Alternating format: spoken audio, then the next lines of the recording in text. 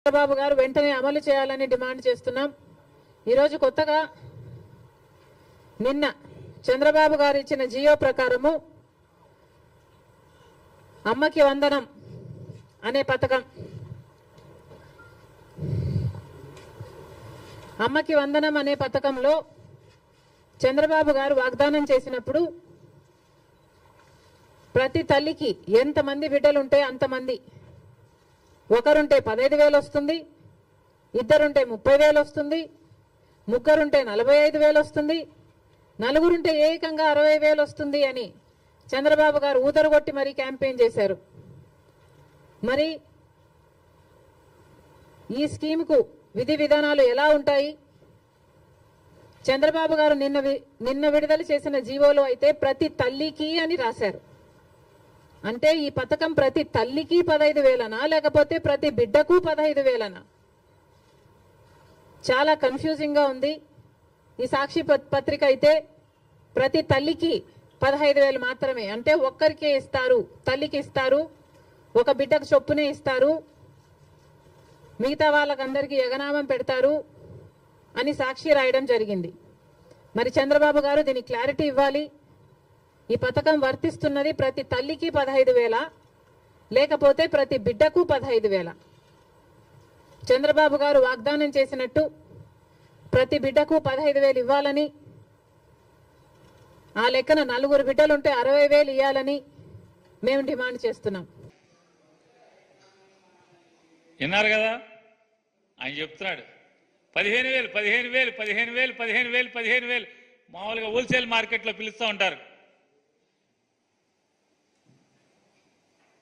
ఏంటయ్యా అంటే 15,000 15,000 15,000 15,000 యాపీయే కదా అన్నాడు. ఎవరు యాపీ? అన్నాయన యాపీ. ముందు ఒక ఎస్కార్టు, వెనక ఒక పైలట్, గన్మెన్లు, పెద్ద కారు, నెత్తి మీద లైటు, సెక్రటరియట్ల ఆఫీసు. ఎవరు యాపీ? ఆ సైకిల్ మీద కనపడ్డాయన ఆపి మళ్ళీ సైకిల్ ఎక్కట్లా, ఈ కారే, ఇక మళ్ళీ సైకిల్ అవసరం లేదు, ఆయన ఒక్కడే యాపీ. ఆ పిల్లల యాపీ కాదు, తల్లి యాపీ కాదు. ఆయన చెప్పాడు తల్లికి వందనం, ఈ పిల్లకి ఆ పిల్లకి, ఈ పిల్లడికి ఆడికి, ఈ చిట్టికి తమ్ముడికి ఆడికి ఇడికి బుజ్జిగాడికి ఆడికి ఇడికి అని చెప్తున్నాడు యాపీ. మరి ఆయన తనొక్కడే హ్యాపీగా ఉంటే, లేకపోతే చంద్రబాబు నాయుడు వాళ్ళ కూటమంతా హ్యాపీగా ఉంటే కాదు. ఎవరికైతే చెవులు కింపుగా మీరు వాగ్దానాలు చేశారో ప్రజలందరికీ, ఆ ప్రజలు కూడా హ్యాపీగా ఉండాలి. వాళ్ళు మాత్రం అన్హ్యాపీ, మీరు మాత్రం హ్యాపీ, బాగా ఫుల్ హ్యాపీగా ఉన్నారు మీరు. ఆ ఫుల్ హ్యాపీగా ఉన్న వాళ్ళని నేను ఎందుకు అడుగుతున్నానంటే, జీవో ఎంఎస్ నెంబర్ 29, తల్లికి 15,000, తల్లికి వందనం. వాస్తవంగా ఈ పథకం ఎక్కడది? జగన్మోహన్ రెడ్డి గారి పథకం, అమ్మఒడి పథకం. అమ్మఒడి పథకాన్ని పేరు మార్చి కాపీ కొట్టి తల్లికి వందనం. జగన్మోహన్ రెడ్డి గారు ఒకళ్ళకే ఇచ్చాడు. మేము ఇంట్లో ఎంతమంది ఉంటే అంతమందికి, ఒకళ్ళైతే 15,000, ఇద్దరైతే 30,000, ముగ్గురైతే 40,000, నలుగురైతే 60,000. నిజమే, ఈ కూటమి ప్రభుత్వం చంద్రబాబు నాయుడు గారి ప్రభుత్వంలో తల్లికి వందనమే, తల్లికి మాత్రమే వందనం, పిల్లలందరికీ పంగనామాలు. ఈ కూటమి చంద్రబాబు నాయుడు గారు, పవన్ కళ్యాణ్ గారు,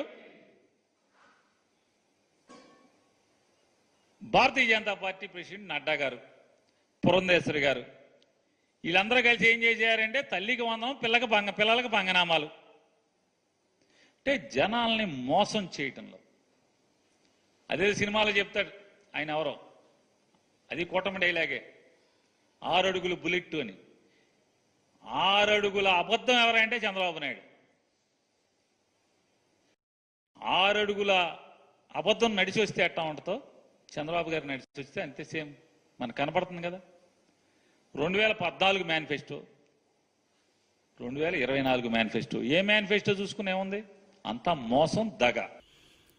మళ్ళీ ఈరోజు తల్లికి వందనం మీద కూడా గత 2 రోజుల నుంచి ఏదైతే మీ బ్లూ మీడియా కానీ మీ యొక్క ఏదైతే విషపత్రికలో మళ్ళీ అబద్ధాలు, అసత్యాలు అదే మాదిరిగా ప్రచారం చేస్తున్నటువంటి పరిస్థితిని నేను గత 2 రోజులుగా కూడా చూస్తూ ఉన్నటువంటి పరిస్థితి.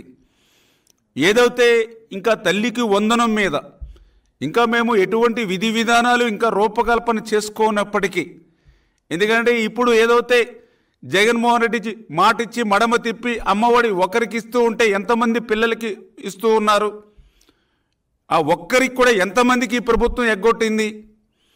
మేము ఏదైతే హామీ ఇచ్చినటువంటి ప్రకారం ఇద్దరు ఉంటే ఎంతమందికి, ముగ్గురికి ఇస్తే ఎంతమందికి, ఎంతమంది పిల్లలకి ఇస్తే ఎంత మనం బడ్జెట్లో మరి పెట్టాలి, ఇటువంటి వాటన్నిటినీ కూడా మేము ఇంకా విధి విధానాలు ఇవన్నీ కూడా ఆలోచన చేసి ఈ తల్లికి వందనం ఎప్పటి నుంచి ప్రారంభించాలి అనే దాని మీద ఇంకా మేము ఆలోచన చేస్తూ ఉంటే మరి ఈలోపుగానే తల్లికి వందనం మంగళం పాడినట్లుగా మరి వీళ్ళు విష ప్రచారానికి పూనుకోవడం అంటే చాలా చాలా సిగ్గుచేటు.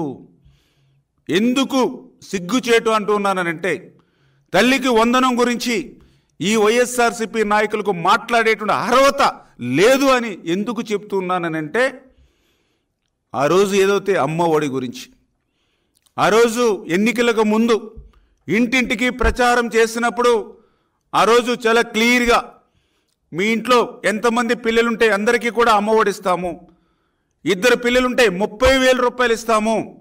ఆల్రెడీ ఇప్పుడే మీకు ఈ ప్రెస్ మీట్ అయినంటే నా వీడియో కూడా స్వయంగా ఆ రోజునటువంటి ముఖ్యమంత్రి మరి జగన్మోహన్ రెడ్డి సతీమణి భారతీరెడ్డి గారు ఇంటింటికి వెళ్ళి ఇద్దరు పిల్లలకి 30,000 రూపాయలు ఇస్తామని ఎట్లా ప్రచారం చేశారో ఆ వీడియో కూడా మీకు ఇప్పుడే మరి చూపించడం జరుగుతుంది. దీని తర్వాత ఈ రకంగా